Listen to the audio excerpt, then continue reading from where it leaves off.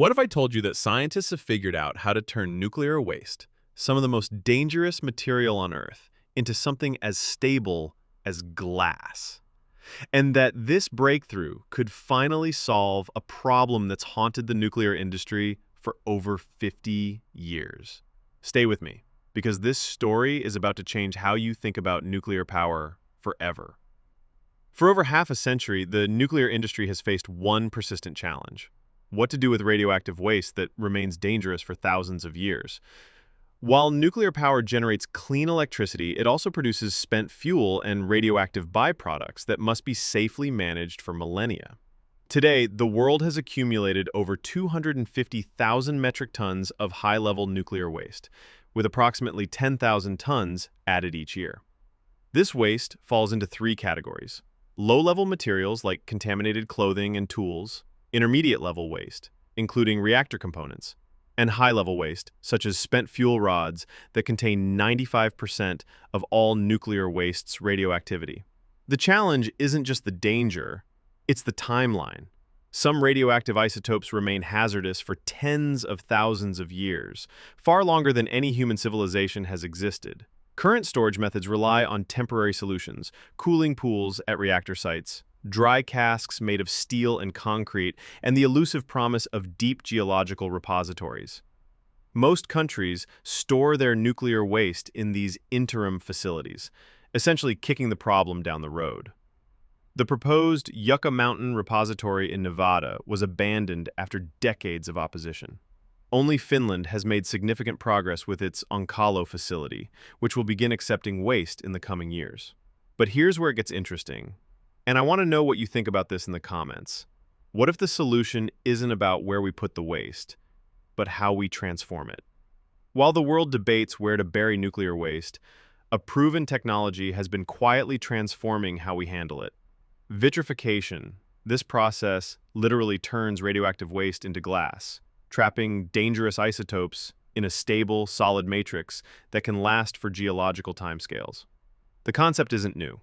France has been successfully vitrifying high-level liquid waste since the 1980s at its La Hague facility, producing over 17,000 glass canisters. The United Kingdom operates similar facilities at Sellafield. What's changing is the scale and global adoption of this technology. The process begins with liquid radioactive waste, typically from reprocessing spent nuclear fuel. This waste contains a cocktail of dangerous isotopes including cesium-137, strontium-90, and traces of plutonium and uranium. The liquid waste is mixed with glass-forming materials, primarily borosilicate compounds, the same durable glass family used in laboratory equipment and high-end cookware. This mixture is heated to temperatures exceeding 1100 degrees Celsius in specially designed furnaces. At these extreme temperatures, the waste and glass formers melt into a homogeneous liquid where radioactive atoms become chemically bonded within the glass structure. As this molten mixture cools, it solidifies into dense, stable blocks where the radioactive elements are trapped at the molecular level. The result is remarkable. Radioactive isotopes that were once mobile in liquid form become permanently immobilized. The glass matrix prevents them from leaching into groundwater or escaping into the environment, even over thousands of years. If you're finding this as fascinating as I am, make sure to hit that like button. It really helps the channel grow and brings this important science content to more people. Borosilicate glass offers unique advantages for nuclear waste storage. Unlike metal containers that corrode or concrete that can crack, properly formulated glass remains chemically stable for millennia.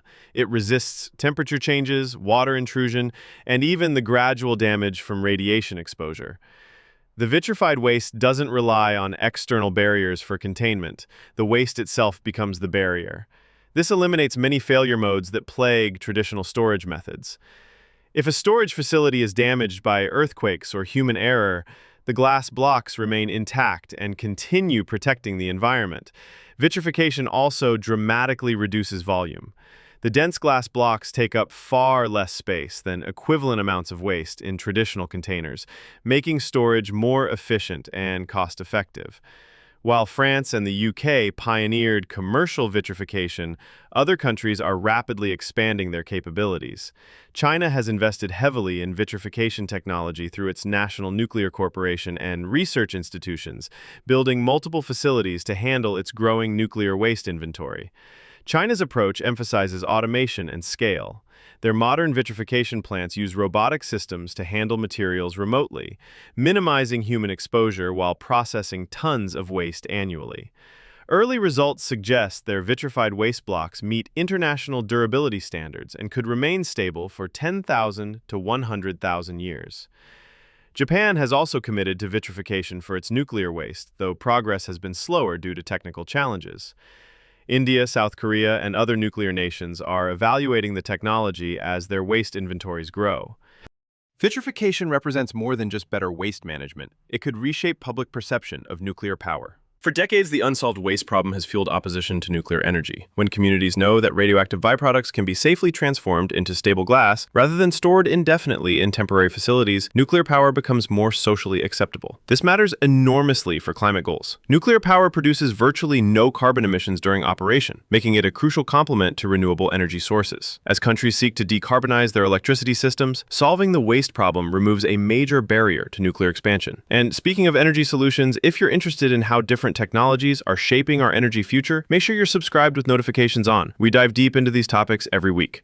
Vitrification isn't a perfect solution. The process is energy-intensive and requires sophisticated facilities that cost billions of dollars to build and operate. It's primarily suited for liquid waste from reprocessing, not direct disposal of spent fuel assemblies. The glass blocks, while stable, still contain radioactive material that requires long-term storage. They need secure facilities with monitoring systems, though these requirements are far less demanding than for liquid waste or spent fuel pools. There are also geopolitical considerations. Reprocessing spent fuel to create the liquid waste suitable for vitrification can produce plutonium, raising nuclear proliferation concerns. This limits which countries can or should pursue the technology. Despite these challenges, vitrification offers the most mature technology for long-term nuclear waste management currently available. As more countries master the process and costs decrease through experience, it could become the global standard for high-level waste disposal. The technology transforms nuclear waste from a crisis requiring perfect solutions lasting forever into a manageable challenge requiring good engineering for millennia. In a world where perfect is often the enemy of good, that transformation might be exactly what the nuclear industry needs to secure its future as a clean energy source. For the first time in nuclear history, we're not just storing our most dangerous byproducts, we're transforming them into a form that time itself struggles to break down. That's not just progress, it's the foundation for a sustainable nuclear future.